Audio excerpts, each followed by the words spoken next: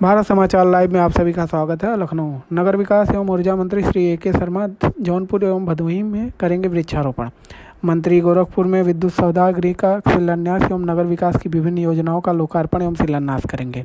गोरखपुर की नवसृजित नगर पंचायत उरुआ बाजार के कार्यालय भवन का लोकार्पण करेंगे। उत्तर प्रदेश के नगर विकास एवं ऊर्जा मंत्री श्री ए के शर्मा अपने 2 दिवसीय दौरे पर पूर्वांचल के जौनपुर, भदोही, मऊ, गोरखपुर जाएंगे। इस दौरान 9 जुलाई को अपने प्रभार जनपद जौनपुर में वृहद जन वृक्षारोपण अभियान 2025 के अंतर्गत आयोजित विभिन्न कार्यक्रमों में बतौर अतिथि प्रतिभाग कर एक पेड़ मां के नाम पौधारोपण कर आम जनमानस को पर्यावरण संरक्षण का संदेश देंगे। यह दौरा प्रदेश सरकार के पर्यावरण संरक्षण, सामाजिक सहभागिता और विकास योजनाओं के प्रभावी क्रियान्वयन की प्रतिबद्धता को सुदृढ़ करने की दिशा में एक महत्वपूर्ण कदम है। श्री ए के शर्मा 9 जुलाई को जौनपुर के ग्राम कंबरपुर और बटौवीर में एक पेड़ मां के नाम कार्यक्रम में प्रतिभाग करेंगे।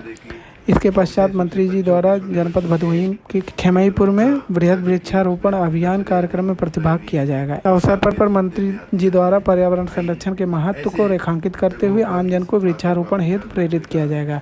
इसी प्रकार 10 जुलाई को गोरखपुर के बड़हलगंज, गोला बाजार और उरुआ बाजार में नगर निगम विकास विभाग की योजनाओं का लोकार्पण एवं शिलान्यास कार्यक्रम में प्रतिभाग करेंगे। इन योजनाओं के माध्यम से गोरखपुर में आधारभूत संरचना एवं नगरीय विकास को और गति मिलेगी। बड़हलगंज में विद्युत सौदागृह का शिलान्यास करेंगे तथा गोरखपुर में नवसृजित नगर पंचायत उरुआ बाजार के कार्यालय भवन का लोकार्पण भी करेंगे। बात करूं तो हर नदी, हर तालाब के किनारे जो छठ का पर्व मनाया गया, स्वच्छ मनाया गया, उसी प्रकार महाकुंभ का इतना बड़ा पर्व, इतना स्वच्छता का एक दिव्य अनुभव देते हुए हम लोगों ने महाकुंभ का भी पर्व मनाया। तो उसी प्रकार कांवड़ यात्रा भी स्वच्छ रहे।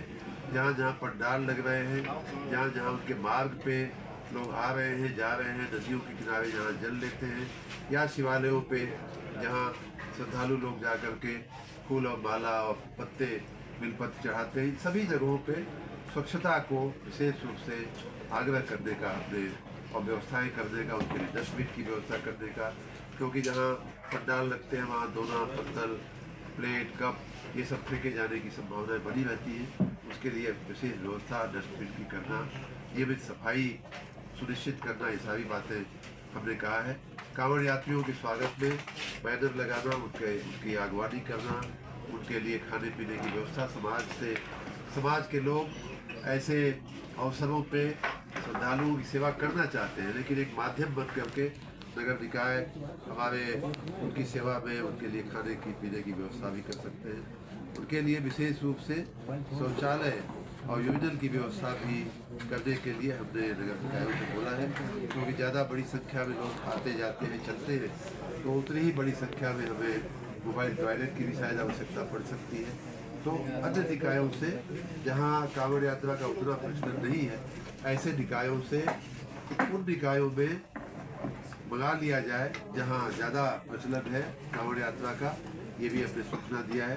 कुछ और सावधानियाँ भविष्य के पर्यावरण की दृष्टि से रखने का भी हमने नगर निकायों को बोला है। उदाहरण के रूप में प्लास्टिक का उपयोग कम से कम हो, न हो, ऐसा मैसेजिंग करने का, जो भी हम उनके स्वागत में बैनर लगावें, पोस्टर लगावें, उस पर हम इस तरह की समाज उपयोगी, पर्यावरण के उपयोगी संदेश देने का भी हम प्रयास करें कि प्लास्टिक से बचिए, गंदगी से करने से बचिए। ये सारी बातें सुनिश्चित करने के लिए हमने नगर निकायों को कहा है।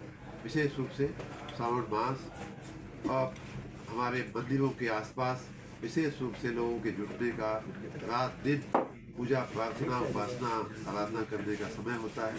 तो ऐसे समय में विशेष जागृत रखे नगर विकास विभाग और बिजली विभाग दोनों ही लोगों की परम संतुष्टि के लिए, और पिछले दिनों हम लोगों ने जो उदाहरण प्रस्तुत किए हैं स्वच्छ छठ का, स्वच्छ महाकुंभ का, दिव्य महाकुंभ का, उससे भी बेहतर अनुभव इस बार की कांवड़ यात्रा में कराने के लिए हमने